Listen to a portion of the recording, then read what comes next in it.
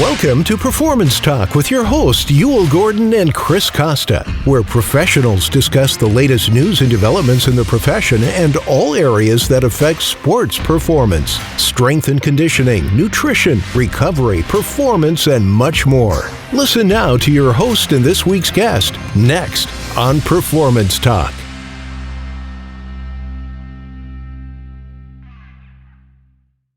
Ladies and gentlemen, welcome back to Performance Talk. My name is Yul Gordon. My guest today is Christle Guevarra, and we're going to be discussing some stuff and things. Christle, how are you doing today? Oh, I am doing great. It's snowing just a little bit in here in Michigan, but thankfully I have winter tires and all-wheel drive. So the winter tires and the all-wheel drive, that's a real thing when you get up north. Oh yes, we don't worry about that down here. Oh, exactly. But tell us, introduce yourself. Well, we've introduced you, but tell us a little bit about yourself, what you do, let our audience know, and then go right into, how you got started. Oh my gosh. That's, it's always, a little overwhelming, like where, after so many years, I'm in my 40s, by the way. So just like, no, you're not yes, lots of Botox. Stop it. I'm keeping it real, but just thinking about every time I update my CV, it's like, oh wow, it's been a while. It's been a journey. But in any case, the things I currently do, I have a couple of different things on my plate. So I just co-authored a bodybuilding anatomy book with my colleagues, Dr. Mike Israetel and Jared Feather. So that just came out this month.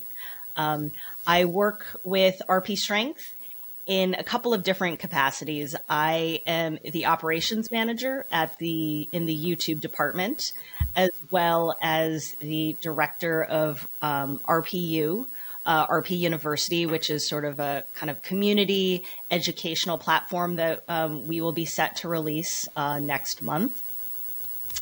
I also do a little bit of some of the helping out in the marketing department as well. I also have a telemedicine private practice where I see very few patients, but nevertheless, I have, have a couple of established patients that work with me. And then I also volunteer to travel with U.S. figure skating a couple times a year for some of their international trips. So in that capacity, I would be, serving as the team physician, taking care of any medical needs that any of the athletes or anybody else, the parents or judges or whatnot in the group for that week. So one of the things that we like to do on the show is as you know, we are Performance Talk, so we focus a lot on athletes and what athletes do in that organization and all that stuff. Yeah. But it's been important for us to reach out and get the tentacles that touch athletes and get them ready or take care of them. So we will focus today a lot on what you do in that realm. Okay. Although we won't leave out the other stuff. Yeah. Completely. Yeah. Because I think it's important, and I think it's important for some of our listeners, professionals, to know that hey, there are actual doctors that travel with the team that are not necessarily with the team. So let's start with your activity and involvement with athletics. Why did you choose to get into that, and how did it start?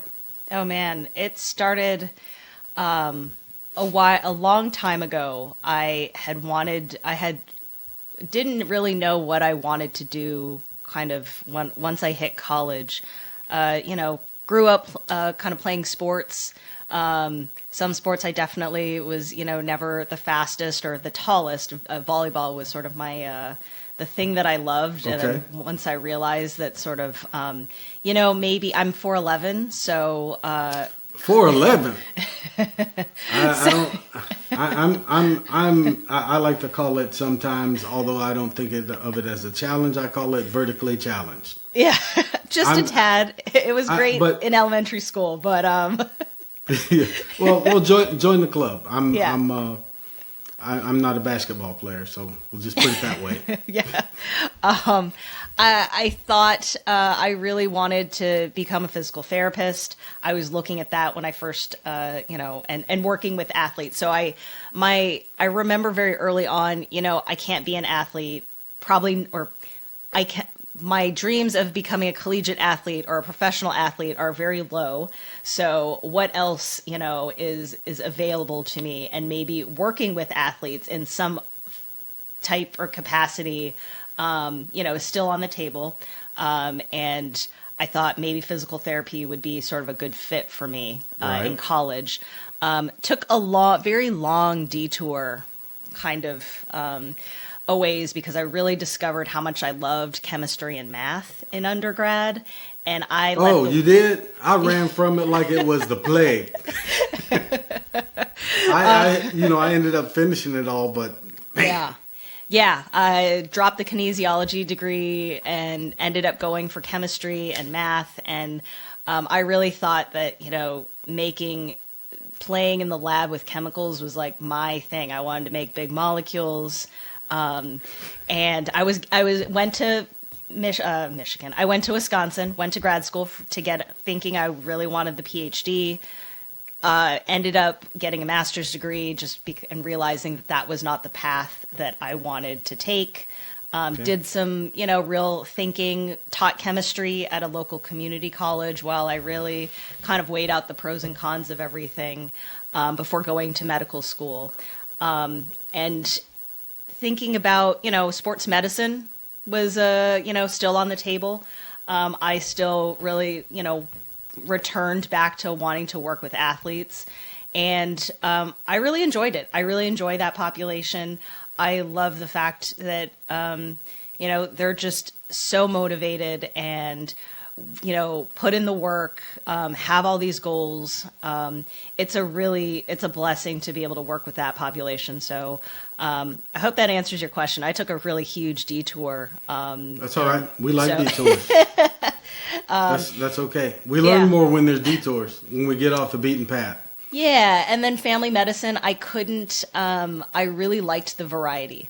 I liked the fact that I could have, a baby come into the office, and then I could have a 90-year-old come into the office, and then I can have an athlete come into the office. And you don't know, and your job is to know enough, but also be able to understand where your kind of, role, sort of ends, and when it's time to, hey, maybe you should go see a specialist because X, Y, and Z. This is beyond the scope of what I can provide for you. And then having those relationships with specialists in that, hey, I have this patient who has X, Y, and Z. Hey, can you help me solve this clinical question?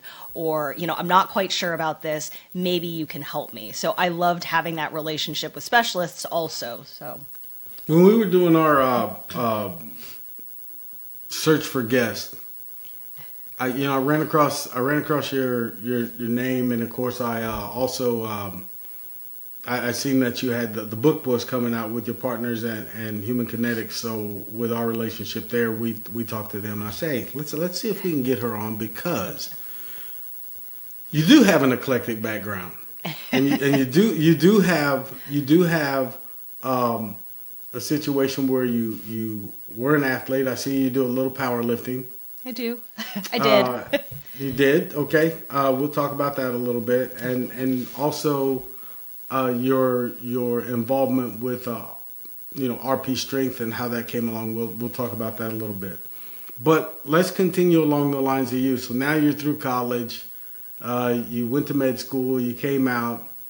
You're the number one thing you thought you were going to do after med school, keeping in the background that you wanted to work some with athletes. What was that?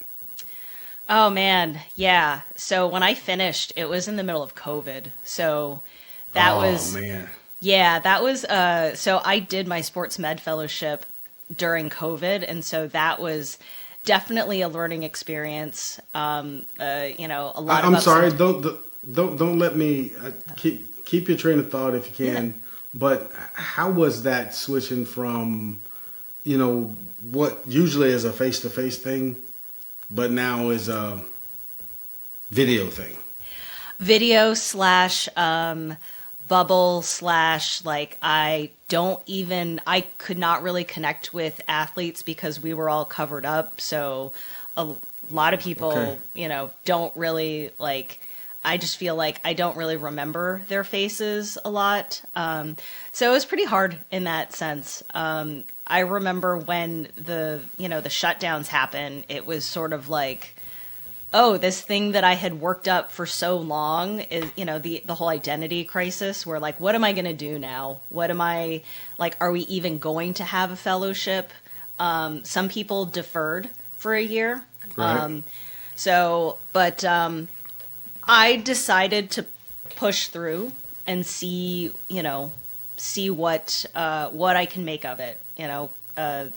I didn't want to, with COVID, it was going to be a challenge, and I figured it's time to ride or die. Like, let's see, like, what's the worst that can happen, versus kind of waiting. What am I going to do at home, like wondering what the deal is? So it actually wasn't too bad in the sense of like everything was video chat, because we did have the bubble. Okay. And the sports in the fall were truncated. So football had like 6 games. And then in the spring, all of the spring sports happened. And then all the fall sports that weren't football decided to like also have a season. So I think it was spring of 2021. It was like game coverage. Like, Yeah. So, it was, it still happened and I still got a great experience out of it. Just, it, just wasn't exactly what anybody really expected, but also, I showed up at 6 a.m. to test people. Like, I made sure to kind of help out wherever I could, and just get as much experience as I could to, make sure that my learning, I was not going to waste my opportunity to learn by like There you go. sitting at home, if that makes sense. Yeah, make banana bread out of rotten bananas. Exactly. The big thing I thought about COVID is that it did a lot for how everyone communicated. Yeah. Because I mean, one, just covering up your face. Yeah. You have to be really good with words and expressions from the nose up. Exactly. So if your eyes are all over the place or your head is not facing who you're talking to, Yeah. that gets tough. The other thing is how you communicate online Yes. is different than how you communicate face to face. Yeah, for sure. Go ahead. Oh, yeah. No, I was just 100% agreeing with you. When I was a family med resident, I actually spent, I made it a point to call every single one of my patients with their lab results, regardless of what they were. If they were okay, I would just give them a call and let them know, like, I have your labs, they're okay. And if they're not okay, I will still call you anyway. So I felt like I had gotten a little bit of, I think that really sort of helped me kind of prep for what was to come. Because when we switched from, to COVID, where everything was either over the phone or telemedicine, I was actually pretty comfortable chatting with my patients because I wanted to get to know them. And so even when I called them for their lab results, it was also an opportunity for them to kind of chat and, hey, something is on my, mind, or like, hey, I forgot to ask this question. So I think for some it was a little bit hard. The switch to telemedicine and telephone was a lot harder than than others. But Right. How did that work with your athlete population and or the professionals?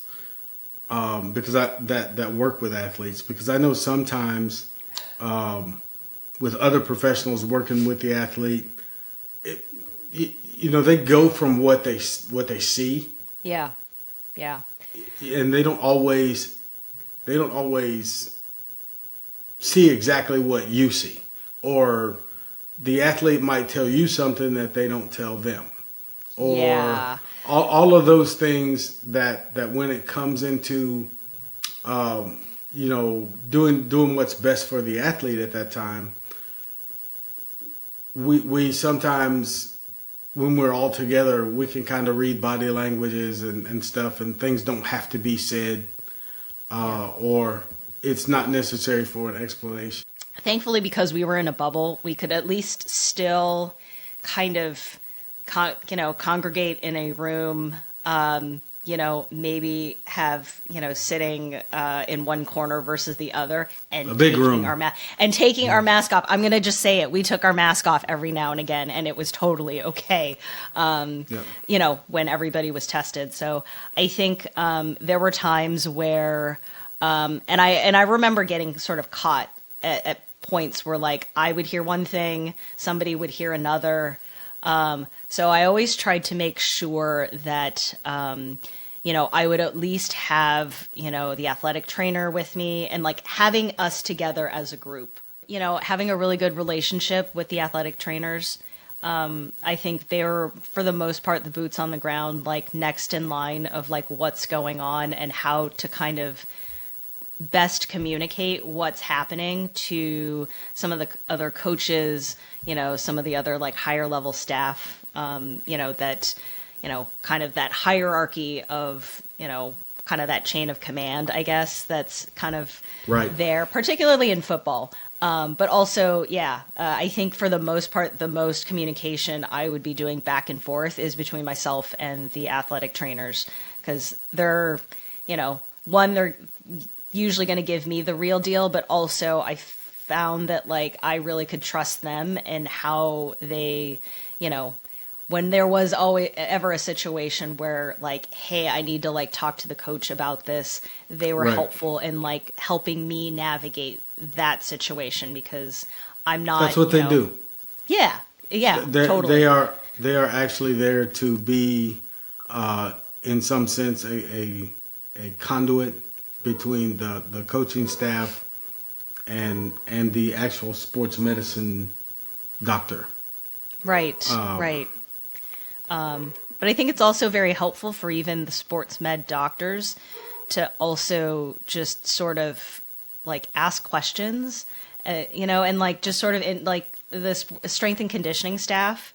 I made sure to introduce myself to them just to kind of see what they're doing, like how the athlete's performing. Because yes, as a physician, I'm trained to diagnose, I'm trained to treat, but also what they're doing out there, like what they're doing on the field and what they're doing in the gym with their lifting, has everything to do with their injury and how they're going to recover. Wow, and, yeah. And I'm not trying to, and it's not, I don't ask questions because I want to step on people's toes, but I really want to try and come from a place of understanding, if that makes sense. Yeah. It's wild to me that, that a lot of times that divide between like, I'm sports medicine and I just stay here and I don't really know what's going on there. It's actually wild to see how much of like, there's so much of a divide when it's really, it's all blended together. Like, I'm not Right. an expert, but I should know a little bit about what programming looks like, or basic principles of, progressive overload, or how to, how they do things, so I can take that information and, just understand where they're coming from, so I don't misspeak when I'm treating a patient in front of me. Well, one of the things that in that purview of thinking is so many times we have been in these little compartments, and this is mine, and that's mine, and that's mine. Yeah. But we're all really spokes in a wheel, Yeah. and the athlete is the hub. Yeah. So in order to understand and talk to each other, we have to know a little bit about what the mandate for each position is. Yeah. It's as a strength coach, I'm not. I have a background in sports medicine, but I'm not an AT any longer, or a sports medicine doctor. Now, if I know you have an injury, do I know how to train around an injury or to help recover you from an injury? Yes. Yeah. However, I can't. If you have an injury and it hasn't been looked at, I can't tell you what it is. It's not my place to say, well, I think you did this. Yeah. And we find that a lot. I mean, some things are pretty obvious. If an athlete has a broken leg, that's pretty obvious. They don't have to ask, and I don't have to say it. Yeah. But when we start saying, well, how bad is it, and all these things, well, let's get you into the AT, and then you can go through that side of the house, and that's where they get on the medical side. Right. Yeah. But understanding all of that stuff, I think really your generation has been instrumental, and I can say that because I'm much older than you. but has been instrumental in kind of putting all that together. In the past, the distant past, thankfully, it was a little confusing because a trainer might be someone who has never ever taken a medical class. Right. And I remember back to the days where the equipment trainer also taped your ankles and also carried you off or came out on the field and helped carry you off the field. All of these things with very little knowledge. Now, did they do their best? Yes. Were we happy just to have them? Yes. But there was also a need back then for what we have now. And now I think the need is, and this is my opinion, you can jump in. Now I think the need is learning to work as a unit and communicate in the same way. Yeah. I mean, in all of our professions, we all know, doctors communicate a certain way, sport coaches communicate a certain way, strength trainers communicate a certain way, and I hate to say it, but we either use words that were made famous in the gym, or we make up words to explain what we're trying to do. Now, I believe in communicating on the right level to whoever you're talking to. If you're talking to athletes who have no background in any of this stuff, I don't call it dumbing down. I call it making it so Fred Flintstone can understand it. Yeah. So yeah. You have to speak in a way that people understand what you're talking about, or you get nothing. Oh, yes, definitely. I 100% agree with that. And it's also not just, speaking so simply that Fred Flintstone can understand it, but especially if you're dealing with an athlete who's injured, there's all sorts of emotions that are kind of swimming in their head at that time. Right. I'm injured. I'm no longer an athlete. I have this recovery. Like, what's the recovery going to look like? Am I out the season? Can I still play in this game? Right. Just the simpler you can make it and the easier you can make it to understand with no technical jargon, the better. Right. But yeah, no, anytime, there's always room for improvement with communication, no matter what field you're in. Learning their lingo and trying to, explain it to somebody else is always super important, especially if you are somebody that is going to be interacting with all these different, kind of departments, so to speak, or, people in different lanes. Being able to pick up on that and communicate to others is super important. So being able to do that, and you come from a couple different perspectives. A former athlete, a lifter, so a now athlete, and and then from someone who has looked on the outside, looking in. How would you recommend? Let's say this differently. How would you advise younger practitioners to approach this for the first time? Approach working with athletes, or approach that conversation when you start. You walk in, you have your first client you're going to talk to, and nobody's there with you, and you're in charge to do X, and now you're there. Oh, how do you approach the first time? Day one, I start by introducing myself, and then I follow up with like, hey, how can I help you? How can I be helpful to you? Is usually kind of the, mentality I come with, particularly on the first day.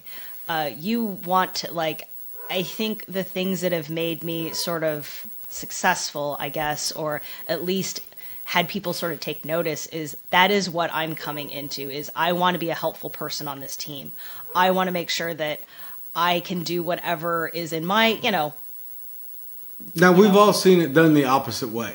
Right, like, I'm the doctor, I'm going to do this to you, like, this is what's happening, right. We've all seen that. Yeah, and it goes nowhere, quite honestly. And I feel like people are really starting to take notice of that. Like, this really is a team sport.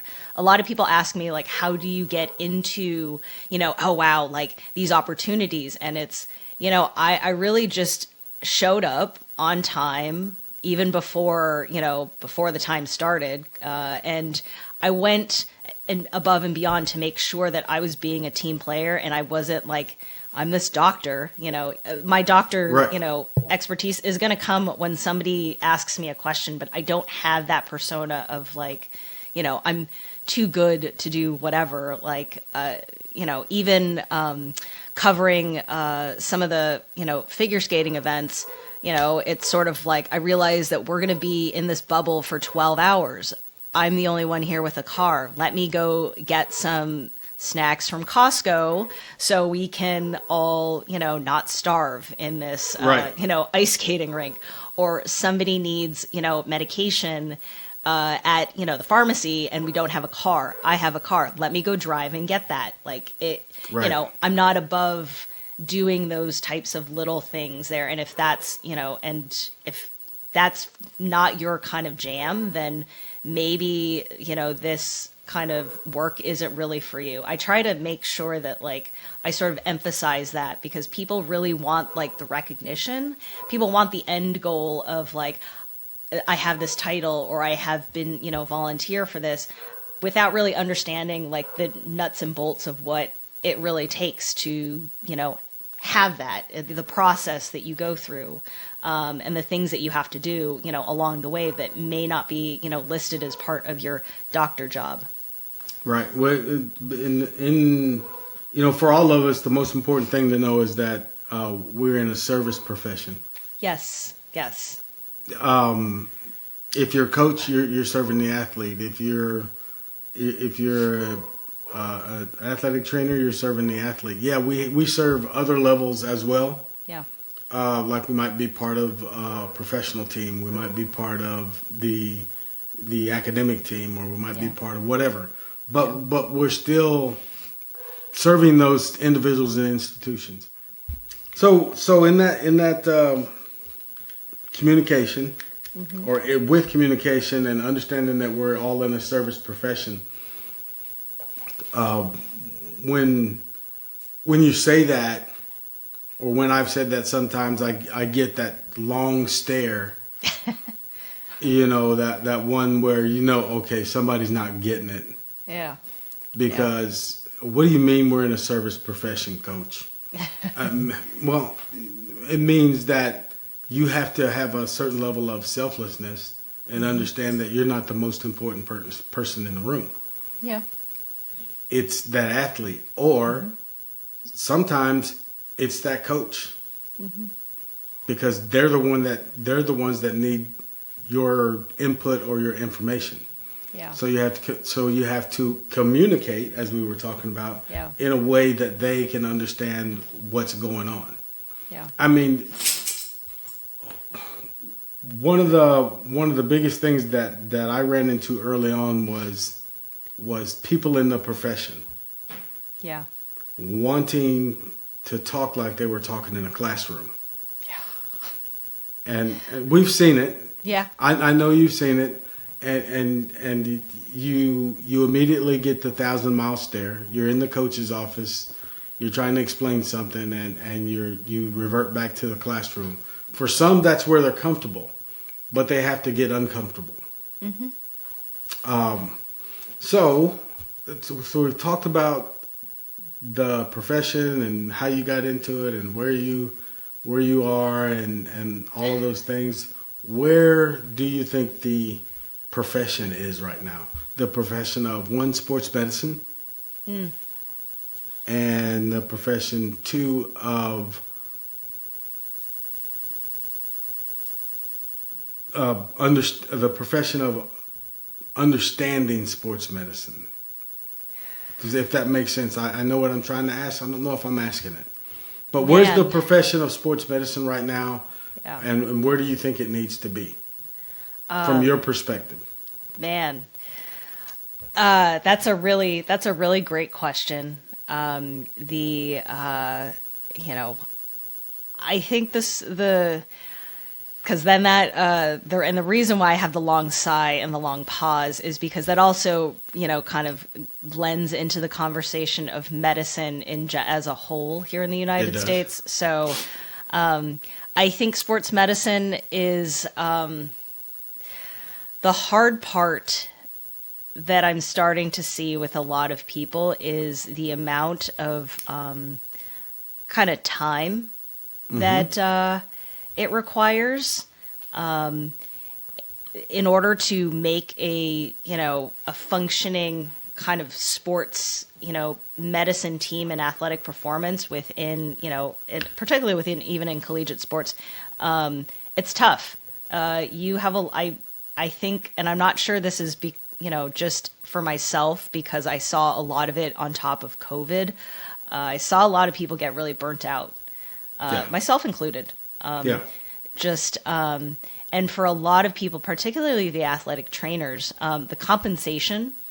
Wow. Yeah, that's a point we make sometimes with a lot of people. Go ahead. Yeah, it's not great for the amount of time that they put into caring for those athletes. I don't think they're very well compensated, and I think it makes a lot of sense that there was a whole lot of that for some institutions, the turnover rate might be much higher than others. But I think trying to look at the national average a couple years ago was just sort of a bit on the lower side. And when you compare that to what else is out there, particularly with, social media, TikTok, Twitch, streaming, people can make money sitting home playing video games. Right. It's kind of wild, and it's sad, but that is the reality. Is that is the case? Kids are making, some kids are making six figures doing that. Right. Which, I don't know if that's good or bad, but I don't know if that's good or bad. But then when you think of, how can we attract people who are willing to, people who want to go into a service profession that requires, how many hours of work a day, and the pay is not that great. You're incentivizing people to look elsewhere for their careers, and I can't blame them. Right. It's that is a strength coach's dilemma, athletic trainer's dilemma as well. Although a strength coach would tell you that athletic trainers are rich by comparison, because for the average, it's probably 20% lower for strength coaches. Oh my gosh. And it's not, athletic trainers aren't making a living wage. No. But we also live in a country where, you know, teachers don't really make a living wage either. Right. And this, I go back to that because you're talking about service industries or service professions that start you along the path of this stuff. Yeah. You know, you become an athlete, you know, when you're in high school, and it's that teacher in kinesiology, that coach that also teaches health or whatever, that starts to get you interested in these things. You know, so there's a continuum, I think, along that line that says, okay, we need to, if we're going to bring this person in right after college, it's their first job. Okay, we know you're not supposed to, you know, coming right out of college, you're not going to be the highest paid staff member. Right. But you should be able to rent your apartment and make your car payment, so that relatively easy, or easy enough that you can come to work and give your best effort. Right. And you're instead not of thinking about your side gig. Right. Having to do Uber Eats on the side, like after, you know, the game's over or something like that. So, which is also a very common thing that I saw as well. So, which I thought was insanely wild. You know, you know, and as far as like sports medicine goes, you know, like the whole, I think it's heading in an interesting direction, particularly with the rise of AI tools that are now available to us. Yes. We can, yes. Interesting is the right word. Because I don't know, in sports medicine with athletes, I've always been of the school that face-to-face and hands-on is always best. Oh. But the generation that we deal with, which is even younger than you. Yeah, I know. The generation that we deal with, they're comfortable with AI. Yeah. They're comfortable with online stuff, and you almost have to teach them that it's better, or that we can get more done face to face or live. Yes. But anyway, go ahead. Yes, no, and I agree. Particularly with the things that I, you know, with kind of, there's no replacement for, you know, tactile, like actually putting your hand on a joint to see how it feels and doing that manual testing. I think we're years away from that, although I would imagine my husband would say we're about 5 years away from that, maybe even sooner with the rise of robots. But tell him, say it in so. But even just getting comfortable with, and like you said, a lot of, you know, the kind of interesting things that I have heard from collegiate athletes, you know, with their questions. They all get their questions from things they saw on TikTok. So, yeah. You know, I tried, you know, I decided to order the Starbucks drink because it was on TikTok, and now I have these headaches. And it took about 20 minutes of back and forth teasing to realize that the athlete was never really a caffeine drinker, and then all of a sudden decided to order like a Frappuccino with 3 shots of espresso, and then all of a sudden was getting these morning headaches and didn't know where they were coming from. Oh man, yeah. So, or the I'll give you another one along those lines since we have diverged a little bit. The Monster, well, I'll take that back. Not really, but it's the energy drink in general. Yes. The energy drink, you know, habit. Well, this gives me energy in the morning. Well, really it doesn't. It just stimulates you, makes you think that your body's getting what you need, but it's not really. No. Well, Coach, can you explain why it gets me amped up? Yeah, because you see this stuff in here right here? That's why it does. I said, now, I'm not a nutritionist or a dietitian, but I think you can do better with whole foods. Yeah. But it's going to take, and some sleep. There you go. Well, we all know that dilemma. I'm not gonna lie. The orange Monster Ultra was my go-to for years, and my excuse for that, whenever anybody gave me, some flack for it, was that my text messages would go off at like 5 a.m. and they wouldn't stop until 10 p.m. So unless we have a working understanding relationship that I no more text messages after 6 or 7 p.m. so I can get more sleep. I'm just gonna roll with this Monster Ultra, and that's just how it's gonna be. Wow, so you went with the Monster Ultra Orange. And orange. Very important. Had to be the orange one, huh? Orange, yes. Oh man, we're plugging Monster all over the place. They might want to come out of their pocket a little bit for this podcast. Anyway, the one of the big things I find with athletes is any way they can get an edge, they want to do that. Yeah. And let's roll right from the profession back to the athlete. Yeah. And how do we educate on athletes on stuff like we're talking about right now?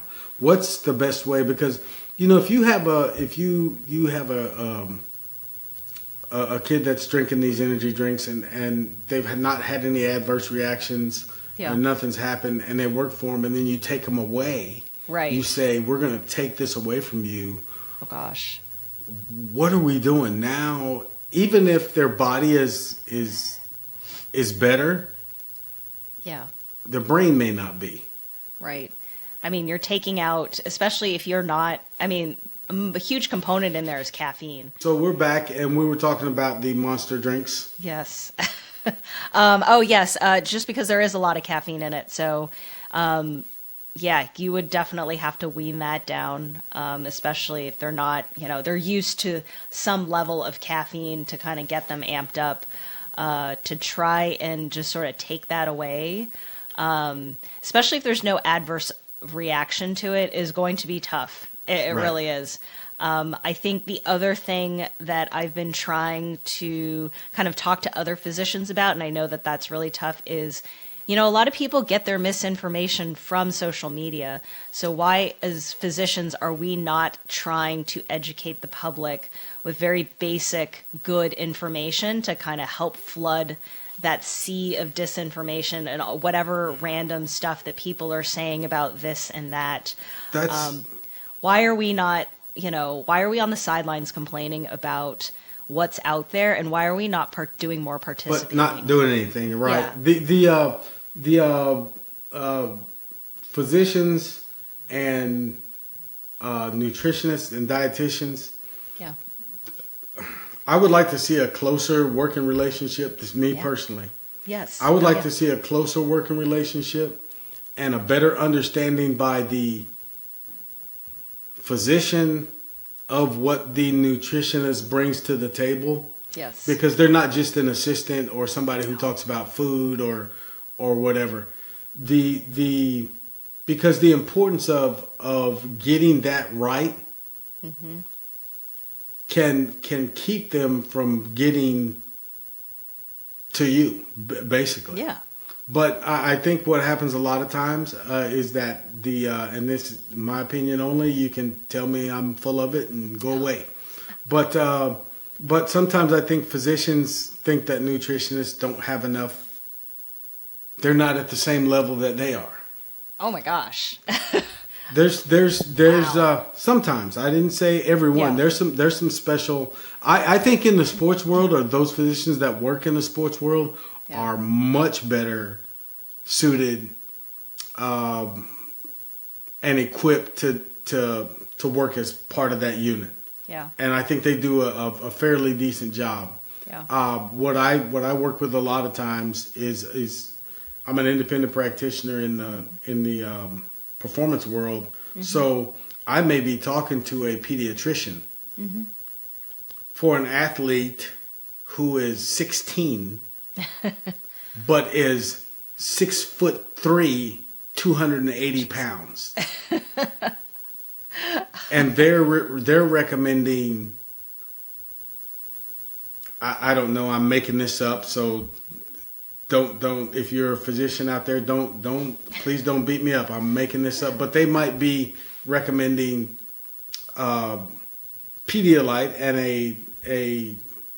a simple protein for something the athlete comes to them with. Well, this kid is 6'3", 280 pounds. He's essentially an adult in body. Yeah. So whether or not the pediatrician is really in the loop or in the basket, I'm not sure. Yeah. So I'm not going to say they're wrong.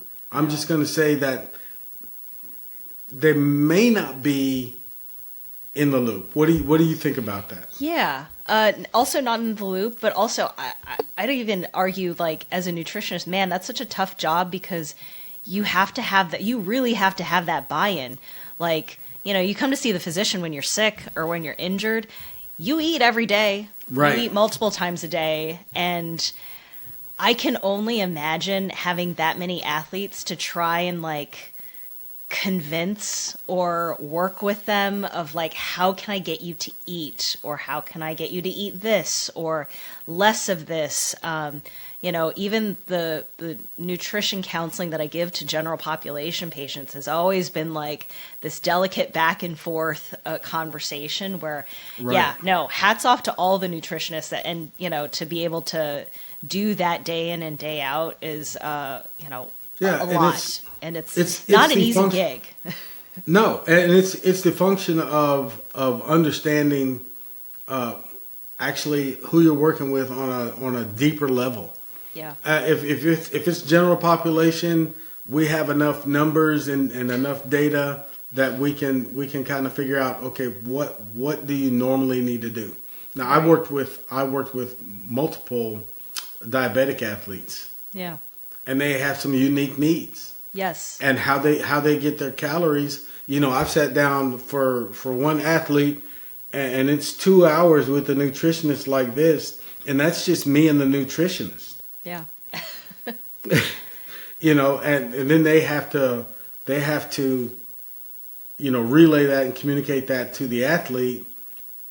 And mom says, well, all I can afford is spaghetti. Right. So now what? Now what do you do? Like, and I Right. think that's part of, being in the loop is also meeting people in the middle and understanding what is going on at home. Because I find that a lot of times, not every time, a lot of times nutritionists can sometimes, or even physicians when they're giving nutrition advice, like, just do this, cook all your vegetables in no oil, and then, you'll be fine. And it's like, what does their day look like? I actually don't, take me through today. What did you, because usually people will make sort of have a story of, like, I do this, I do that. And then when I say, what did you eat before you came to this office? It becomes a very different story. And then we have a very different conversation. Right. I forget what I eat. I forgot what I ate for breakfast already. So, it's a very, very easy, people miscalculate all the time. It's very human. So I ask what their previous meal was. It's usually takeout. And then we start that conversation from there. And how can we tweak that just enough that you're okay with maybe ordering something different? Versus, like, you have to rehaul everything you do and it has to be this way or the highway. Like, that never works. Right. And then you mentioned TikTok and the stuff online. Mm-hmm. Boy, they're getting advice from a lot of places. I've seen these athletes, and some of them Division I athletes, coming on TikTok and saying, this is what I eat for. This is my day of eating. Then I watched this thing that they build as a nutrition plan on their plate. And I'm going, there's not one nutritionist or doctor that I know that has recommended that. Yeah. That amount of, your body can't even deal with 8,000 calories. Yeah, that's a I don't care how big you are. Even super ultra marathoners and distance people don't deal with 8,000 calories in a day. right. But these things are on TikTok, and now then you have these young guys or young girls out there, trying to mimic them. Yeah. Or the other thing that I love, and especially with female athletes, is, all you need to do is lose some weight. Yeah. Lose a little bit more weight, and you'll be able to hit that, that whatever it is you're trying to hit, Right. physically. So let's talk about the importance or the role of the sports medicine physician in that, because we do know that we can discuss the female athlete triad, but we're not going to discuss that for our listeners, because some of our listeners would be like, what are they talking about?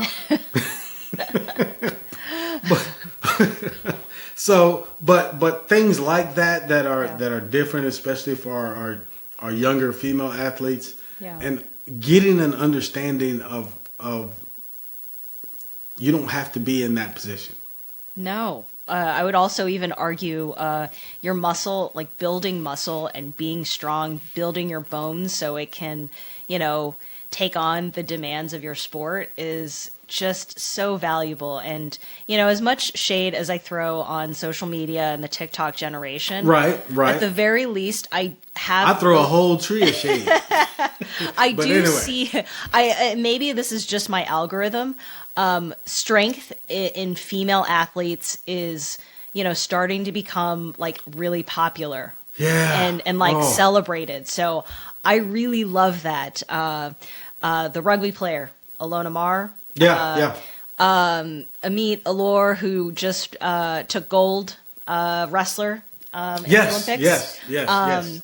Just, showing how awesome it is to like be strong. And so I think especially for, it's good that we have women like that in social media promoting that, because they're so relatable and people already have that buy-in that I don't think, it does just so good, to just have that out there, because, people are watching and will resonate and gravitate towards that, because she's like, yes, Olympic medalist, really awesome person, does Dancing with the Stars. Like, yes, I'm going to, celebrate that instead of, I have to be skinny. I have to, right. Wither away. Because I can talk to people blue in the face about, osteoporosis, which I have seen in teenagers and collegiate athletes. Wow.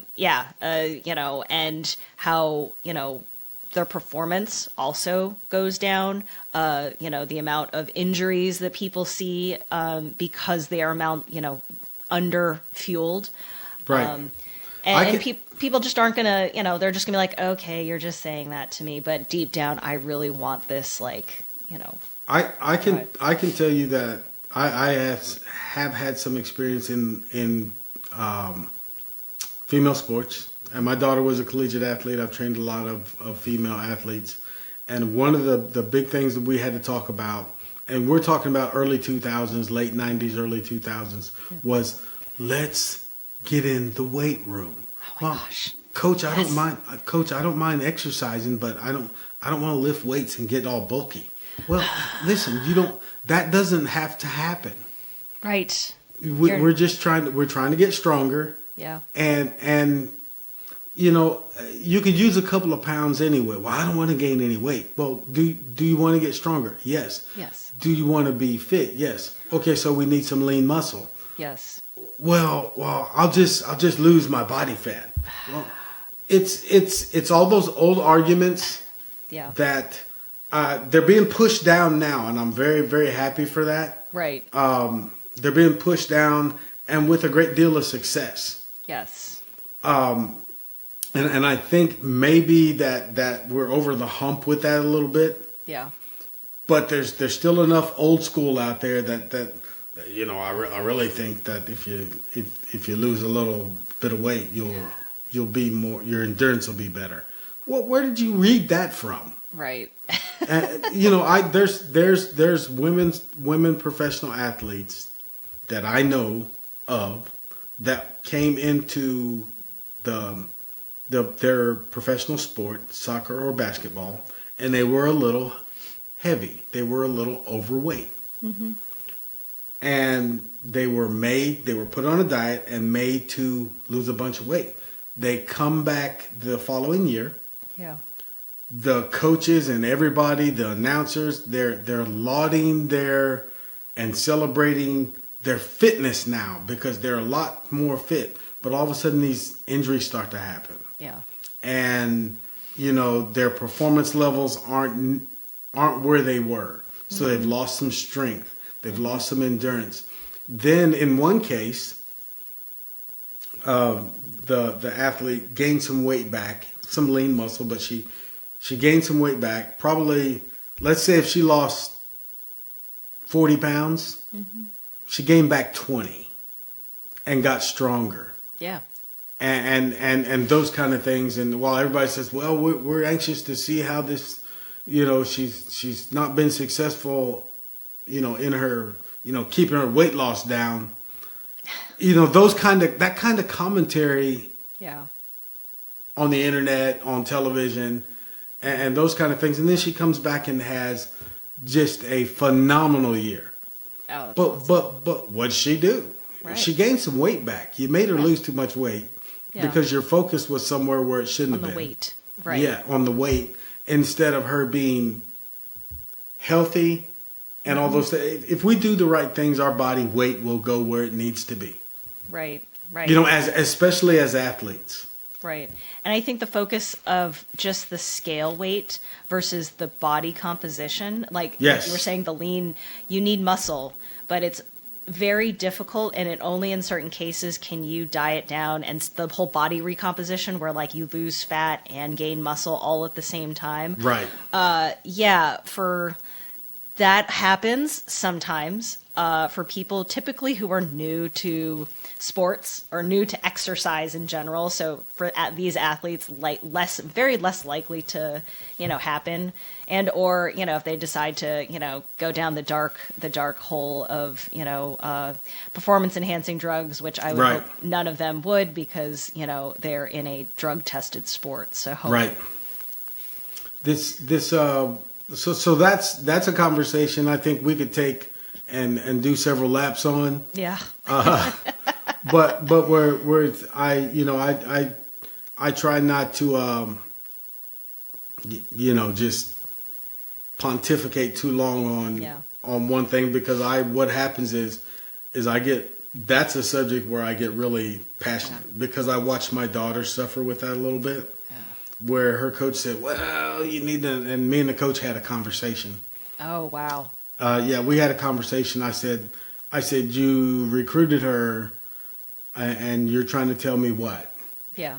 And he said, well, I just, because you tested fourth on the team. She was fourth. Yeah.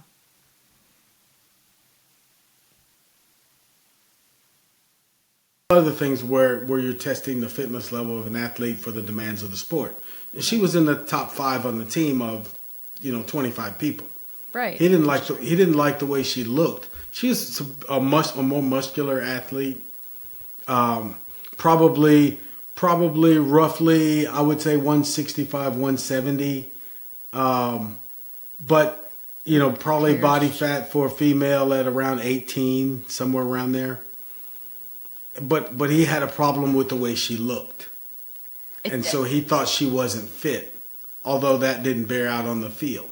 Exactly. I was going to say, are we recruiting her people for a bodybuilding show or like a fitness model division, or are we recruiting people to get out there and perform? And if somebody is doing, hitting all the milestones of like they're in the top, performer, they're on the field, they're, lap times are this, their goal, the goals that they made are this, like, why are we looking at how they look, Because that's a program that's been in coaching for years.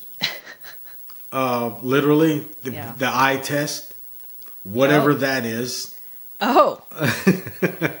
Whatever that is. And I badmouth the eye test a lot. Now, yes, we learn to observe and see and react to what we see and things like that. But when you go that narrow, and you can't see anything else, and you're only relying on your eye test, you're probably going to fail 50% of the time. But but I would say that's probably 80% of the time wrong to do. Yeah. Sometimes you can go eye test. Okay, that's pretty obvious. But not usually. 80% of the time you're going to be wrong. Yeah, and especially if you're dealing with just athletes, like that narrow of, you have these athletes who are all very good and you're trying to select for right. Who's that, we're not comparing the general population. You're not looking at the general population. You're looking at a very narrow subset of, athletes. So, yeah, could be one of those cases where AI could kind of come in and kind of, instead of an eye test, put in metrics, like put in their stats or whatever and have them scan, and who knows? There's a plug for AI. I don't know. I don't do any research on that. So listen, all the time, even with the interruptions from my pup, this always, gets over too fast because I could talk about this stuff forever.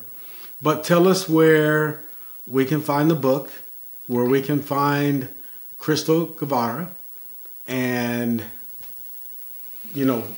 so forth and so on. Okay. Yes. So Bodybuilding Anatomy is available on both Amazon.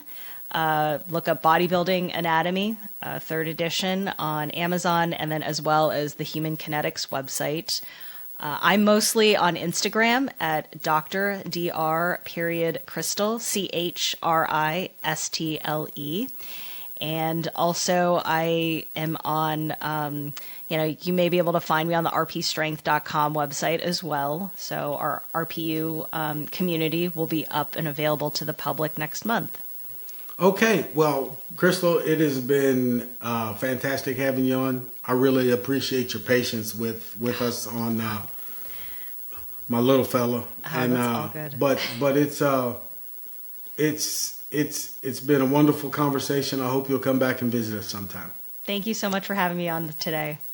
And thank you. Ladies and gentlemen, that's been Performance Talk. Join us next time. Thank you. We're out.